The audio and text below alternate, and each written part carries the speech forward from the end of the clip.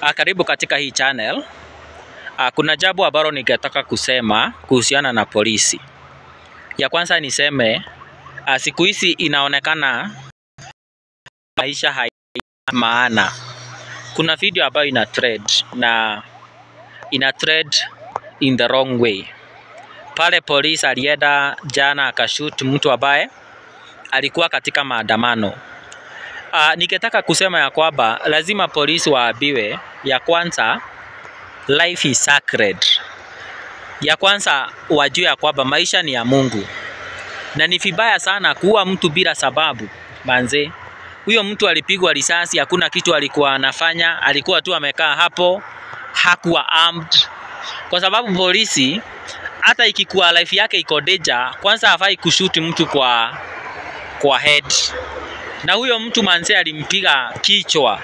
Huyo mtu hakuna mahali alikuwa ana resist arrest. Huyo mtu alikuwa amekaa hapo. Jamaa akachukua tu bunduki. Na to make the matter worse, jamaa anaenda tu nikana kwamba hakuna kitu amefanya. So whoever is listening to this video, I want you to know this, that life is sacred. Na ya kwamba damu ya mtu innocent hulia hata ikiwa kwa mchanga. Damu ya huyo kijana bado italia ile ilimwagika hapo. Alienda hospitali na tunamuishia all the best, but he is in a very critical condition. Nitaka kuambia polisi ya kwamba lazima waheshimu maisha. Na kama wewe unajua ni mtu wa hasira, please, if you know that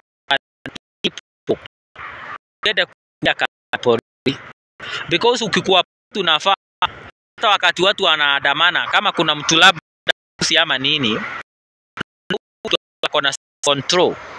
Lakini huyo mtu vile mtu inaona qualify, because how can you shoot a person is sio threat kwako. Huyo mtu haja arrest kwa huyo mtu, hata hakuwa maandamano, alikuwa tu anauza maski zake. So lazima polisi waangaliwe sana. They have to be responsible because we cannot afford to lose another life. One life is too many. Kupoteza tu mtu mmoja, hiyo ni mioyo mingi, ni kama mioyo mingi imepotea. So we request IPOA na wale wote wanahusika na kuangalia kufanya oversight police, wanafaa waangalie hayo mambo sana.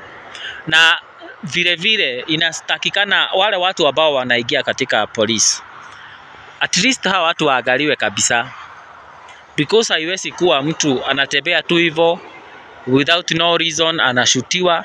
Because ukiangalia kama peaceful demonstration iko katika constitution, so it is a constitutional right to have a peaceful demonstration. Kwa hivyo hata ingekuwa huyo mtu alikuwa kwa demonstration, ako na right zake. And that is why you have a constitution. Tuko na katiba, kwa sababu if hatuna katiba tungeingia kwa kitu inaitwa anarchy. Anarchy is lawlessness. Ya kwamba mtu anakukuta tu, hata anakunyang'anya mali yako, anakunyang'anya shamba yako, anakuua kama kuku. But because you have the constitution, ndio maana tuko na katiba kuensure ya kwamba every person rights are respected and they are protected. Kwa hivyo security is something that is guaranteed in our constitution. Maana kama hatuna constitution, hii Kenya haiwezi kukalika. But now the good thing, we have a constitution. But now the problem is, hiyo katiba sasa ni kama imekuwa karatasi. If someone can, you can shoot someone in a broad daylight, na uende tu as if nothing has happened. It means that tunafaa tuangalie our constitution and enforce our constitution. Na vile vile tujue ya kwamba unaweza ua mtu na usijulikane, lakini kuna Mungu ambaye anaona mambo ile inafanyika kwa siri. Yes, unaweza ua mtu, wewe ni askari ama ni mtu tu, uwe mtu bila kujulikana.